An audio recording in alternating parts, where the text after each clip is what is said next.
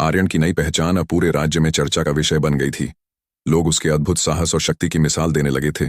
परंतु हर नई शक्ति के साथ एक नई चुनौती भी आती है। एक दिन राज्य के दूरस्थ क्षेत्र से संदेश आया, एक अजीब सा अंधकार धीरे धीरे हमारे गांव में फैल रहा है। फसलें सूख रही हैं, नदियां मुरझा रही हैं और लोग भयभीत होकर अपने घरों में कैद हैं। वहां अज्ञात प्राणी रात को घूमते हैं, कृपया मदद करें। राजकुमार वीरेंद्र और रानी अन्विता ने आर्यन को सजीव चेतावनी दी, बेटा, यह परीक्षण तुम्हारे लिए और कठिन है। यह केवल शक्ति से नहीं बल्कि समझदारी और प्रेम से जीती जा सकती है। आर्यन ने गहरी सांस ली। उसने अपने मन में ठाना, यह मेरी जिम्मेदारी है। जो भी अंधकार हो, मैं उसे उजाले में बदलूंगा। साथ में उसके साथ मुनि भी चल पड़े। मुनि ने समझाया, आर्यन, ध्यान रखना, यह शक्ति तेरी मांसपेशियों से नहीं बल्कि तेरे मन की शुद्धता से काम करेगी। भय, क्रोध या अहंकार से इसे कभी न उपयोग करना। जब वे उस गांव पहुंचे तो दृश्य भयावह था। सूखी भूमि, मुरझाए पेड़ और अधमरे लोग चारों ओर बिखरे थे। आर्यन की आंखें अब न केवल अंगारों की तरह नहीं बल्कि साहस की चमक से भर गई थीं। उसने मुनि से पूछा, मुनि जी, इस अंधकार की जड़ कहाँ है? मुनि ने उत्तर दिया, यह अंधकार किसी साधारण शक्ति का परिणाम नहीं, यह एक पुराने अत्याचारी जादूगर की आत्मा से जुड़ा हुआ है, जिसे कई वर्षों पहले उसी स्थान पर बंधा गया था। अब वह पुनः जाग रहा है। आर्यन ने अपने भीतर गहराई से आवाज उठाई, मैं तुझसे सामना करूंगा और इस अंधकार को प्रकाश में बदल दूंगा।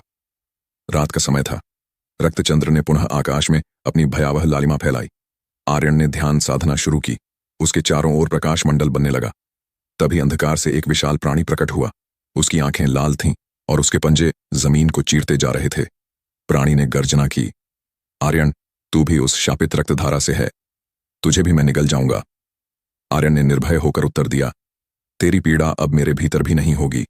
मैं तेरे दुख को समझता हूं, पर मैं तुझसे विनाश नहीं, मुक्ति का रास्ता दिखाऊंगा।